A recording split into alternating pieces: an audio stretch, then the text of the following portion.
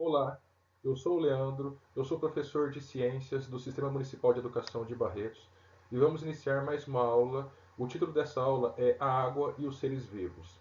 Bom, a vida, na forma na qual nós conhecemos nesse planeta, ela é impossível existir sem água. A água ela é importante nos seres vivos no chamado metabolismo. Metabolismo são as reações químicas e transformações que ocorrem nos organismos. Se não haver água, não há metabolismo e, portanto, é impossível haver vida. Bom, como eu disse, todos os seres vivos têm água na sua composição, mas, no entanto, não a mesma quantidade de água. A água ela varia segundo alguns aspectos, como, por exemplo, a espécie, como a fase da vida e o tipo de tecido a ser considerado. Nessa figura, nós estamos vendo diferentes espécies. Ah, à esquerda, nós temos dois tipos de sementes: semente de trigo no canto superior esquerdo e semente de amendoim no canto inferior esquerdo. E à direita, um animal, a água viva. Bom, as sementes, ambas, têm 5% de água, porque é natural em sementes. Sementes, quando absorvem água, a tendência delas é germinar. Então é interessante que uma semente, para não ocorrer a germinação, não absorva água e tenha um pequeno percentual na sua composição. Agora, à direita, a água viva tem 95% de água.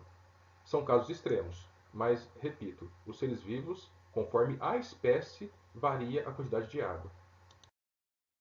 Bom, o segundo aspecto é a quantidade de água nos organismos variam segundo o tipo de tecido, ou seja, a parte do corpo. Nessa figura nós temos seis partes diferentes do corpo. Nós temos o cérebro, a pele, os rins, músculos, ossos e o sangue, no interior de um vaso sanguíneo. Bom, o cérebro ele tem 75% de água. A pele, cerca de 70% de água. Os rins, cerca de 83%, os músculos, cerca de 75%, ossos, 22% e o tecido sanguíneo, sistema circulatório, 83%. Bom, o terceiro aspecto é que nos seres vivos a água ela varia de acordo com a fase da vida. Nessa figura nós temos a espécie humana. Dentro de cada espécie, em cada fase da vida, a quantidade de água nos organismos varia. Aqui nós temos a espécie humana, ou seja, Homo sapiens, em quatro diferentes fases: fase de idoso, adulto, criança e feto, ainda na barriga da mãe. Bom, idoso tem em média no seu organismo 55% de água.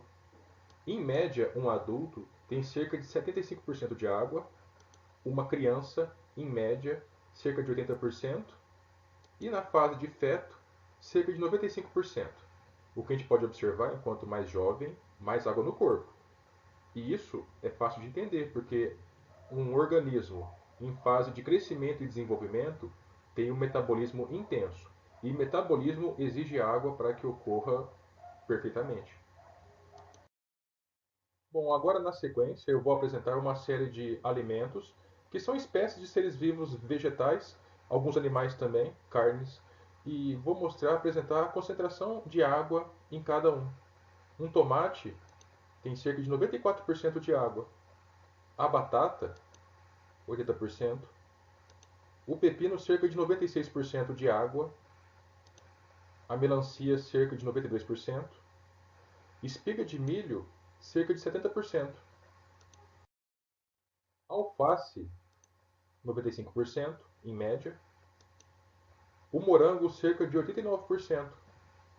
As cenouras, cerca de 90%. O abacaxi, cerca de 87%. Ovos, cerca de 74%. Agora, alguns tipos de carnes. Nós temos essa carne de rã touro, cerca de 78%.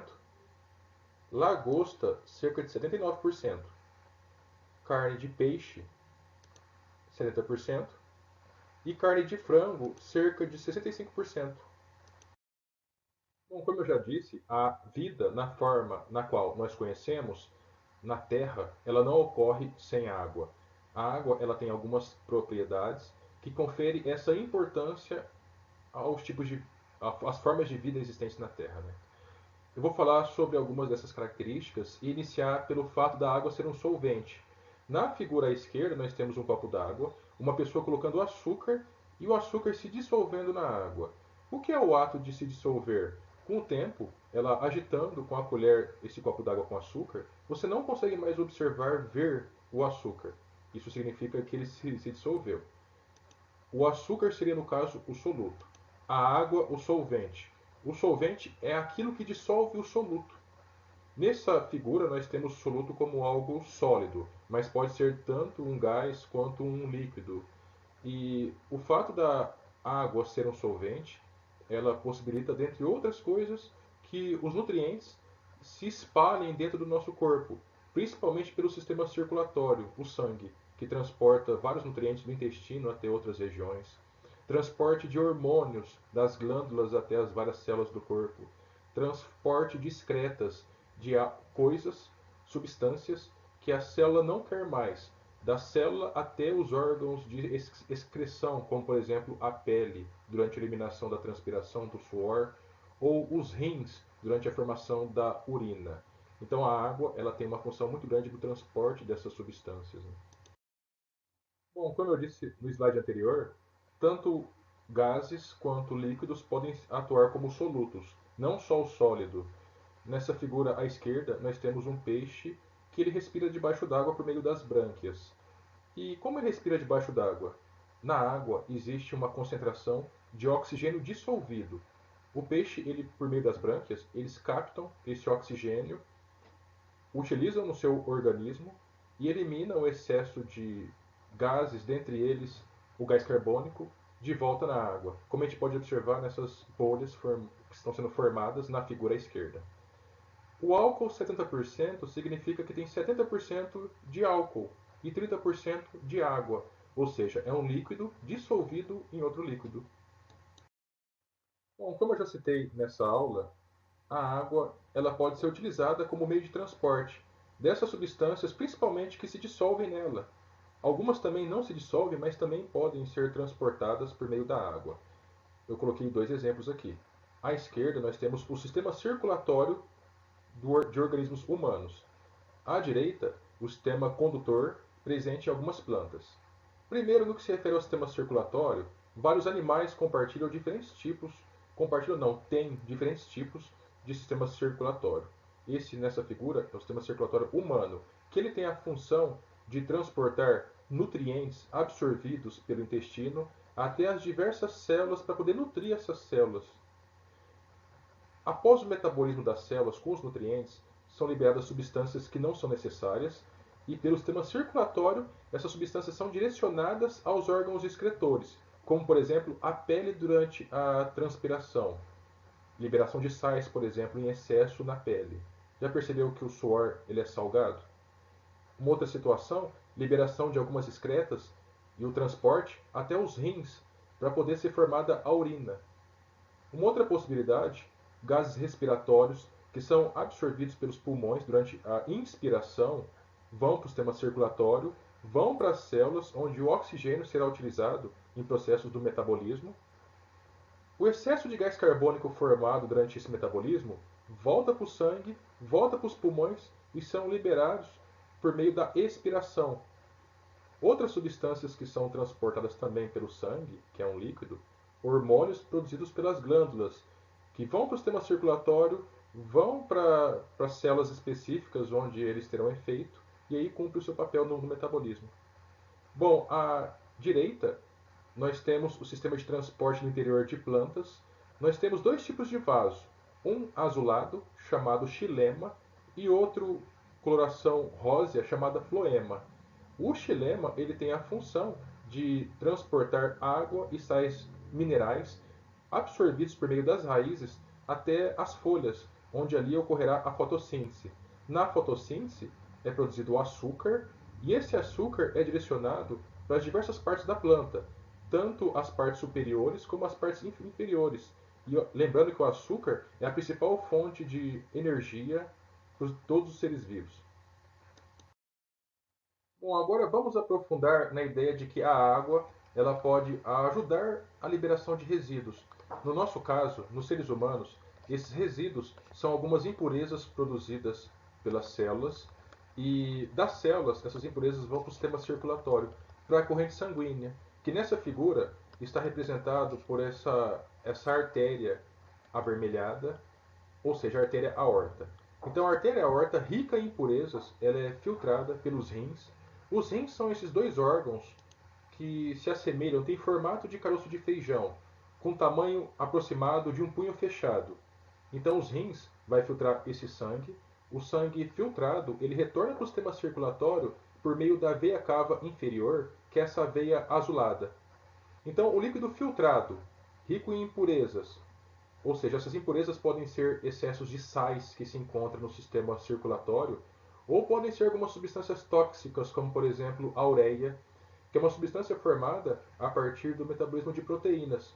Proteínas, como exemplo, alimentos como o feijão, as carnes são ricas em proteínas, o leite. Então esse líquido filtrado, rico em impurezas, ele vai até a bexiga, onde será armazenada até o ato da micção, ou seja, a vontade da pessoa tem de urinar. Bom, a água ela pode ter uma função de proteção dos organismos, tanto humano quanto de outros seres vivos. Nessa figura, nós temos dois exemplos. À esquerda, nós temos algumas glândulas responsáveis pela produção das lágrimas. À direita, glândulas responsáveis pela produção da saliva, que são três: a parótida, a sublingual, ou seja, abaixo da língua, e submandibular, ou seja, abaixo da mandíbula. Tanto a saliva quanto as lágrimas são ricas em lisozima, que é uma enzima que ela tem a função de degradar alguns corpos estranhos, como por exemplo algumas bactérias que eventualmente possam causar infecções nas pessoas. Nas glândulas salivares também há produção de uma enzima chamada de amilase salivar, que ela também pode contribuir para a proteção dos organismos. Bom, a água ela pode proteger o nosso corpo, segundo o exemplo que nós apresentamos nessa figura. Nessa figura tem o encontro de ossos na articulação do joelho. Na figura à direita tem uma ampliação. Entre os ossos existe a cápsula articular, que é uma cápsula cheia de um líquido, que é o líquido sinovial. Esse líquido e essa cápsula ajuda a proteger os ossos, porque se não houvesse elas, se tivesse encontro direto entre ossos, conforme a pessoa se movimenta, haveria um desgaste desse atrito entre ossos e certamente também dores. Então, essa cápsula articular e líquido sinovial, eles ajudam a reduzir o impacto entre dois ossos, facilitar a movimentação e o deslocamento das pessoas. A água ela pode tanto controlar a temperatura quanto ajudar na excreção. Excreção nós já falamos anteriormente no que se refere ao sistema excretor. Só faltou um aspecto, a transpiração. Durante a transpiração é excretado também excessos de sais que se encontram no corpo. Ah, creio que todos já perceberam que o suor ele tem um sabor levemente salino. Isso se dá devido ao fato de ser uma fonte de eliminação de excreção do excesso de sais no corpo. Agora, no que se refere ao aspecto controle da temperatura, a água, durante a transpiração, a principal função é a redução da temperatura do corpo, do organismo. Durante atividades intensas, aumenta o metabolismo, aumenta as reações químicas e transformações que ocorrem no corpo e, consequentemente, aumenta a temperatura. A transpiração consiste em retirar esse excesso de calor. Durante a evaporação do suor, do transpirado, o calor vai embora juntamente com o suor, com a água, com o líquido transpirado. Bom, esse era o conteúdo que eu queria ter transmitido, ter passado. Espero que tenham gostado e bons estudos a todos.